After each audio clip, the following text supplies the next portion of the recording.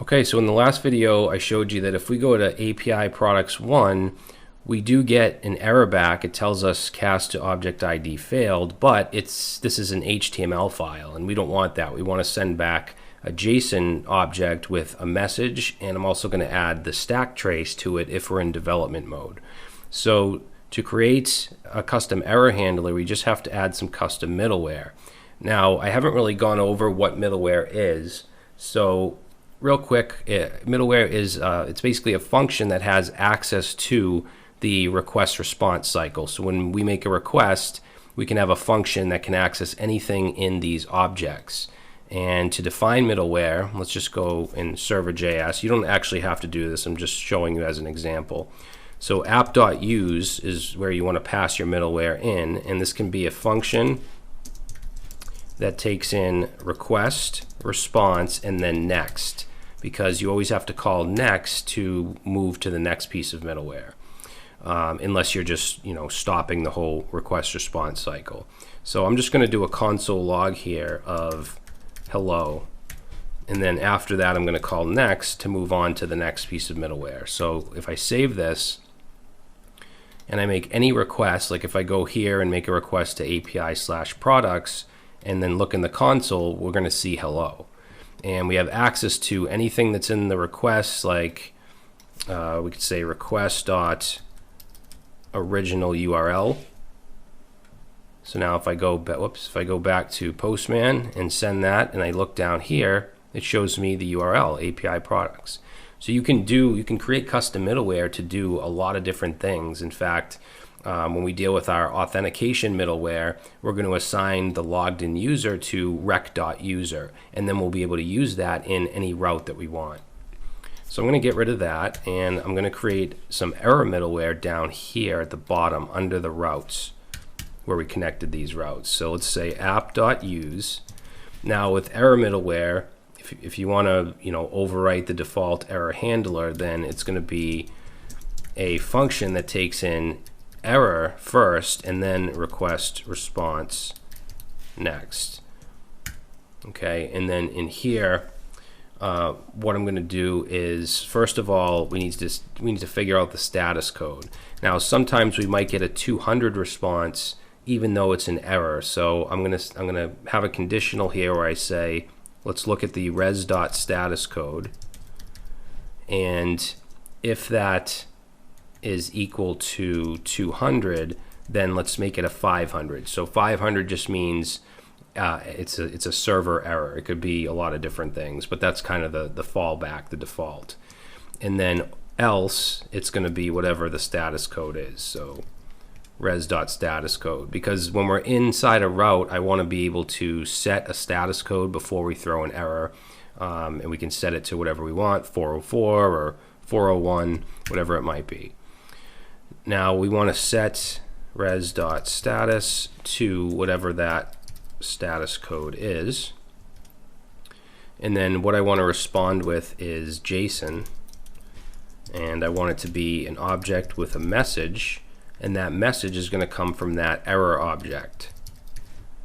And now I also want to have the stack trace, but only if we're if we're not in production. So we'll say process.env.node.env. If that is equal to production, then I just want this to be null.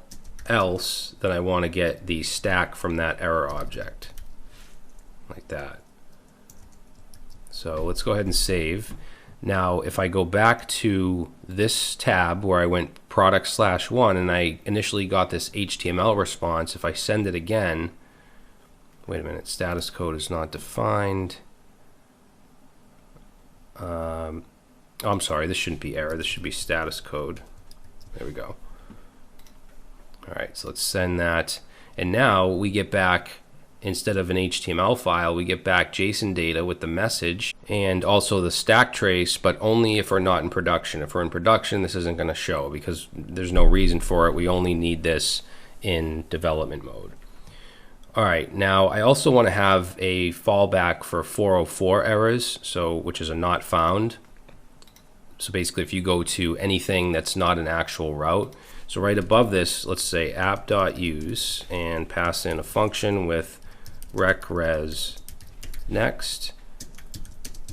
And in this function, I'm going to define error and set this to a new error. So this is how we can throw an error. And we're going to say not found. And remember, we have access to that request.original URL. I'm going to put that right here, request.original URL, and then set the status. And the status is going to be set to 404. And then we just want to call next and pass in error. Okay, we'll pass in this error here. So now if I save that, and if we go to something that's not an actual route, like just /API, whatever, test, we're going to get this message not found, and it's going to show us the URL that we're trying to access. Okay, now I don't want to keep this in this server.js because it's kind of messy. So what we'll do is in our back end here, we'll create a middleware folder. And let's create a file called error middleware.js. And let's define not found. And let's define error handler. And then I'm just going to grab from this app.use everything that's in here.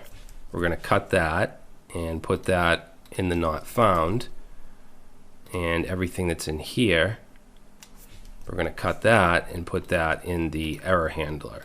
And then we just want to export these. So let's say export not found and error handler. And then we're going to bring that file in, or bring those functions in.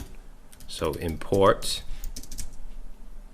not found and error handler from, and it's going to be, where are we? We want to go /middleware /error,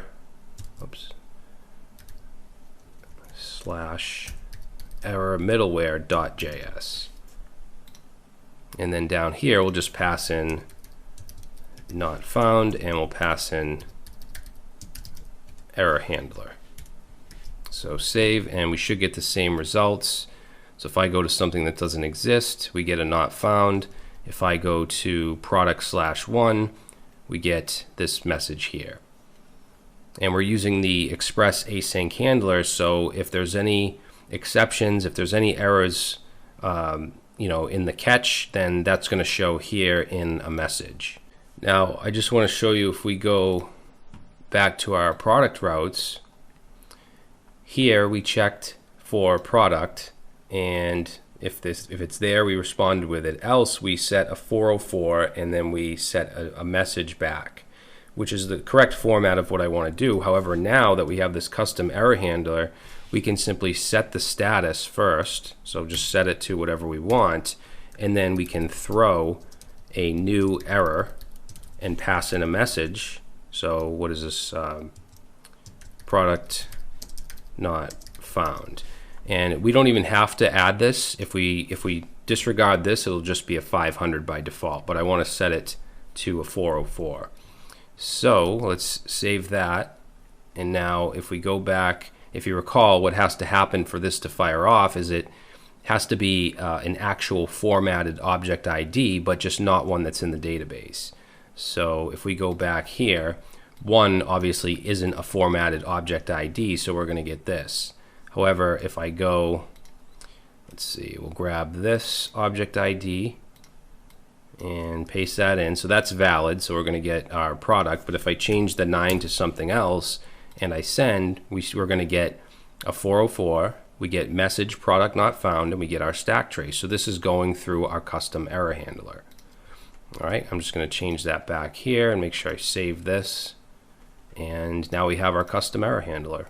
And whenever we want to throw an error with a response, we can simply set the status, which is optional. If we don't, it'll just be 500, and then we can just throw a new error. So we don't have to do the res.json and stuff like that. Okay, and it will all be formatted the same way. So that's it. Now, in the next section, I want to start to get into our front end, and we want to start to get into Redux, because right now we're fetching this stuff from, and actually that's one thing we can test out. Let's just npm run dev, which will run our, both the back end and front end. We should get the products now from the database. Yep, because it's still hitting those routes, and these are coming from the database. However, we're fetching them right from the component, which is not what I want to do.